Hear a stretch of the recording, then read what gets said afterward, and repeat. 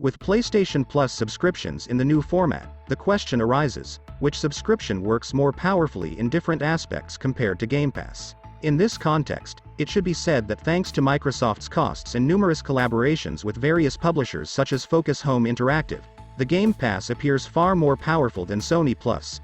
It was during the past year that two third-party titles, Back 4 Blood and Sniper Elite 5, Game Pass subscriptions were added on the day of launch. Although Sony's Plus is still early in the way, it is not possible to make a specific judgment on this issue, but obviously Sony has no desire to put the popular third-party works on its subscription. The reason is also known. The majority of Sony's profits come from their store software sales share, and if the works of the great third party of the day are released and even continued on Plus, far fewer people will buy them, and Sony's profits from the sale of these works will be greatly reduced. On the other hand, right now, if we look at Sony's Library Plus, we don't see any great third-party works in it, and if they weren't Ubisoft's works, the most important third-party Plus works would be summarized in Shadow Warrior 3, Neo and Red Dead Redemption 2. On the other hand, however, the Game Pass continues to work with a very full hand. It has already been revealed that a Plague's Tale sequence game will be available on Game Pass, and more AAA works will definitely be on the Game Pass by the end of the year. The possibility of inserting new AAA works is much less because for this Microsoft has to pay a significant fee that is also far from logic. On the one hand, by selling the game on their platform, they are awarded a percentage of the profit, and on the other hand, after a few months, they can bring the games back to the Game Pass with a much smaller amount, because most of the sales of AAA games occur in the first few months, after which the publisher begins to discount the effect and welcomes the contract with other companies. It should also not be forgotten that thanks to Bethesda's takeover, numerous works from this publisher have been added to the Game Pass, which library has made this subscription more complete than ever before, and this happens again until next year with the works of Activision Blizzard.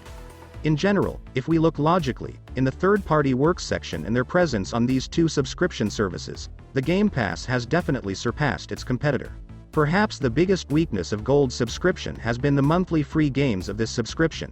It's true that the Game Pass doesn't have free monthly games, but if someone buy the Game Pass Ultimate, it also enjoys Gold on its own.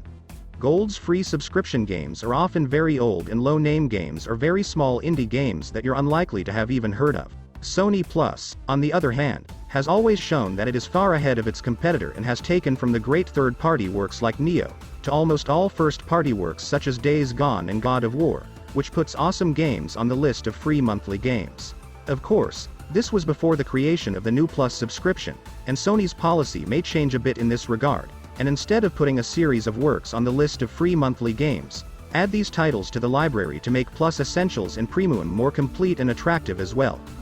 On the other hand, it is highly unlikely that Microsoft will have a plan to change Gold's free works, and since it is likely that Gold subscription is late in its life, there is no need to do so, and Microsoft with all its power of focus and power on the Game Pass. Sony has been leading the way in releasing quality exclusives for many years, and from The Last of Us Part 2 to God of War and Uncharted 2, Sony's numerous first-party works have won the Best Game of the Year award.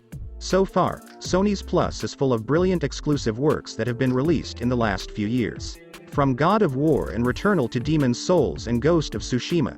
It can be said that it is the presence of these titles that has given Sony Plus meaning because, as I mentioned at the beginning of the video, the number of great third-party Plus works is very few and somehow all the power of Sony library is dependent on its first-party works. On the other hand, in the 8th generation of performance Microsoft's exclusive works were very disappointing but nevertheless thanks to backward compatibility. Numerous works from Generation 7 and 8 such as the full Gears collection, all Halo versions and other similar works are available. Of course, don't forget that the Xbox Game Studios brand is now incredibly massive and in the coming years numerous works ranging from Contraband and Hellblade 2 to Indiana Jones and Starfield will be on the Game Pass. Considering that Sony's first-party works will never be on Plus on launch day, it can be said that the Game Pass also wins in this regard.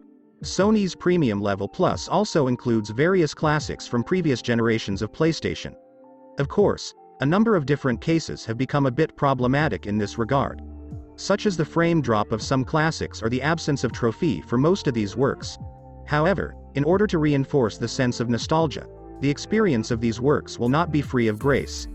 As for the future of the competition, I should also mention a number of things. Even before the introduction of Plus in the new form, the subscription had more than 45 million users, twice as many Game Pass users, and Sony expects the shared services audience to exceed 50 million thanks to the launch of the new Plus.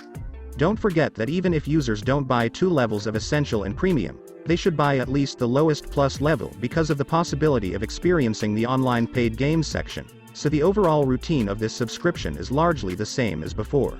On the other hand, Microsoft's Game Pass also sees a bright future ahead of it, and nearly 30 domestic Microsoft studios, including Activision Blizzard Studios, are developing various works for this service. It can be said that the biggest winner of the competition between the Game Pass and New Plus will be the audience, as these two big companies compete to take over the game market as much as possible and have to grant special privileges to the audience so that their position is not compromised by their competitor.